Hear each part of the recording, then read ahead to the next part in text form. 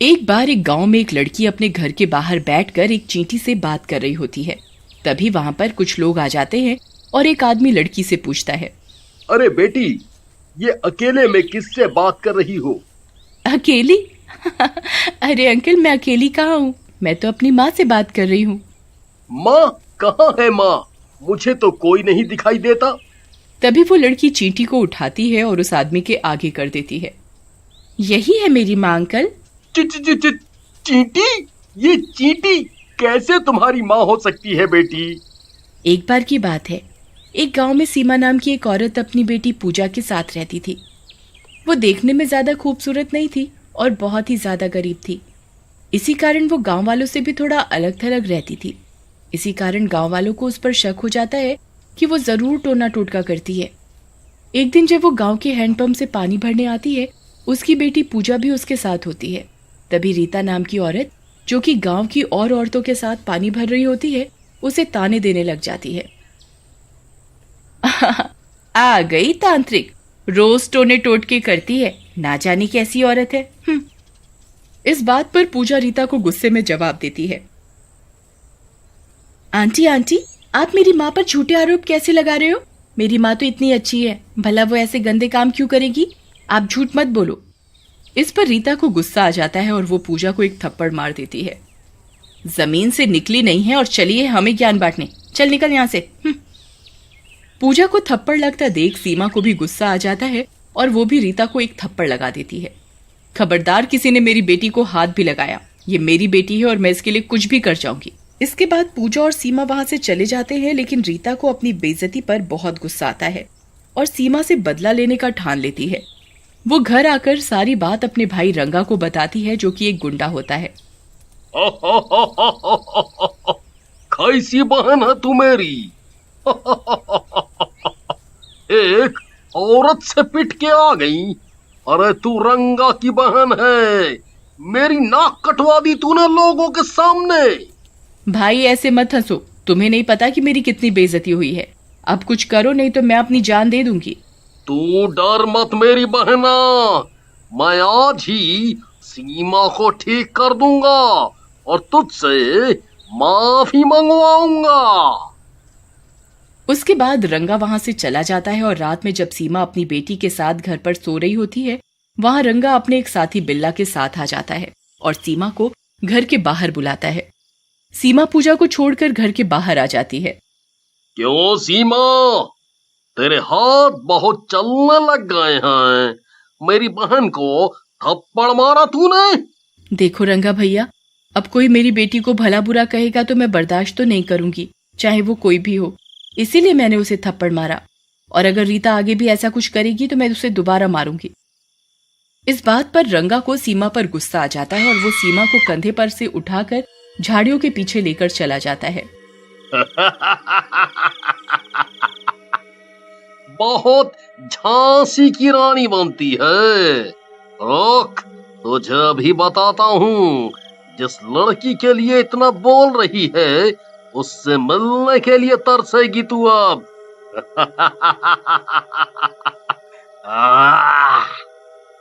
ऐसा कहकर रंगा सीमा को वहीं पटक देता है और उसका गला दबाने लगता है, जिसकी वजह से सीमा मर जाती है। ये क्या किया रंगा भाई? आपने तो इस सीमा को मार दिया। अब पुलिस को पता चला तो वो हम दोनों को पकड़ लेगी। पकड़ेगी तो तब मेरे बिल्ले, तब उन्हें इसका पता चलेगा। एक काम कर, इसको यहीं दफना देते हैं। इसके बाद दोनों सीमा को वहीं दफना देते हैं और वहां से चले जाते हैं। लेकिन सीमा की आत्मा अपनी बेटी के प्यार के कारण वहां से जा नहीं पाती और पूजा के सिरहाने बैठ जाती है। अगले दिन पूजा उठती है और अपनी माँ को देखती है, लेकिन उसे सीमा कहीं नहीं दिखती और धीरे धीरे रात हो जाती है। माँ, तुम कहाँ चली गई? मैं तुमसे कभी जिद नहीं करूंगी और न ही कुछ मांगूंगी, बस एक बार आ जाओ। माँ, मुझे बहुत भूख लगी है। माँ, माँ। पूजा को ऐसे देख सीमा की आत्मा पूजा को छूने की कोशिश करती है, लेकिन उसे छू नहीं पाती। हे भगवान, मेरी मदद करो, ये क्या हो गया? मैं अपनी बेटी को भी नहीं छू पा रही, ये क्या हो रहा है भगवान? तभी सीमा की नजर वहां से जा रही एक चींटी पर पड़ती है। ठीक है भगवान, आप यही चाहते हो तो यही सही। ऐसा कहकर सीमा की आत्मा उस चींटी में समा जाती है। देखते ही देखते चींटी एकदम से इंसानों की साइज की हो जाती है और वो पूजा के पास चली जाती है। पूजा इतनी बड़ी चींटी को देखकर डर जाती है। उसका शरीर तो चींटी का होता है और मुंह चुड़ैल का। बेटी डर मत, मैं हूँ सीमा, तेरी माँ। मेरी माँ? नहीं नहीं, तुम झूठ बोल रही हो। मेरी माँ तो बाहर गई है, वो अभी आ जाएगी, तुम जाओ यहाँ से। नहीं बेटी, अब तेरी माँ कभी वापस नहीं आ पाएगी, वो इस दुनिया को छोड़कर जा चुकी है। आओ मेरे साथ। फिर सीमा पूजा को अपनी लाश के पास ले जाती है और उसे सारी सच्चाई बता देती है, जिसे सुनकर पूजा को गुस्सा आ जाता है। माँ, ये इन दुष्टों ने हमारे साथ अच्छा नहीं किया, तुम इनसे बदला जरूर लो ताकि ये लोग फिर कभी किसी के साथ ऐसा ना कर पाए। इसके बाद सीमा वहां से रंगा के घर चली जाती है। रंगा घर पर सो रहा होता है। सीमा छोटा शरीर करके उसके पैर पर चढ़ जाती है और जोर से काटती है। रंगा घबरा कर उठ जाता है। अरे मर गया रे। ये किसने इतनी जोर से काटा? हो लगता है शेर आ गया है जैसे। लेकिन जैसे ही वो अपने पैर पर चींटी को देखता है,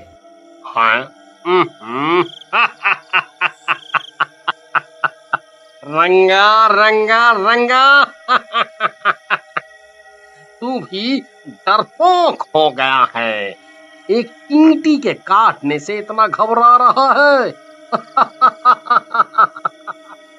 इसे तो मैं अभी मारता हूँ।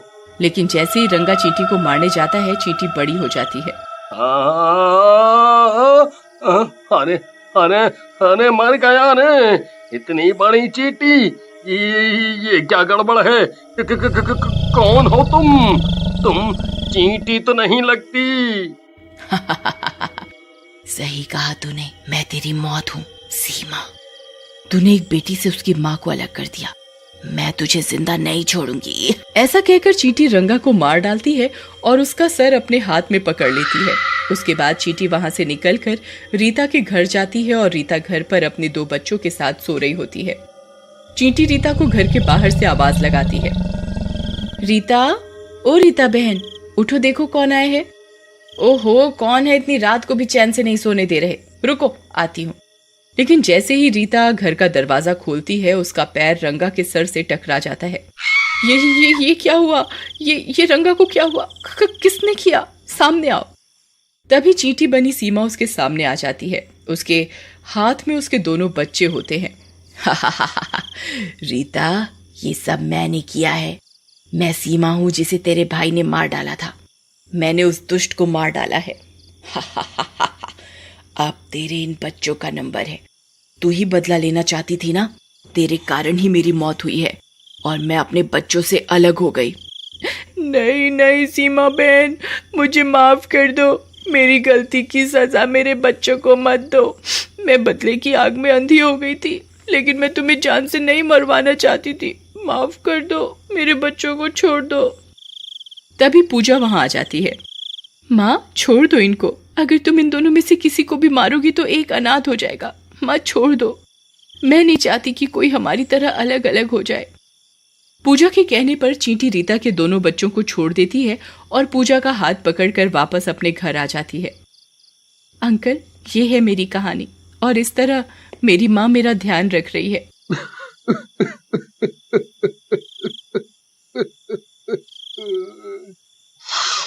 मेरी आंखों में आंसू आ गए। मैं एक पुलिस वाला हूँ और कई सालों से देश से बाहर था। तुम्हारी माँ की मौत के केस की तहकीकात कर रहा हूँ। काश तुम मेरी बेटी होती। तभी चींटी चुड़ैल के रूप में बड़ी हो जाती है। अरे रमेश, मेरे भाई तुम। पूजा, ये तो तुम्हारे मामा है। रमेश, मैं इस तरह अपनी बेटी का ध्यान नहीं रख सकती। मुझे एक न एक दिन तो ये दुनिया छोड़कर जाना ही पड़ेगा। क्या तुम मेरी बेटी को अपना सकते हो? मैं तो सचमुच धन्य हो गया। वैसे भी मेरी कोई औलाद नहीं है।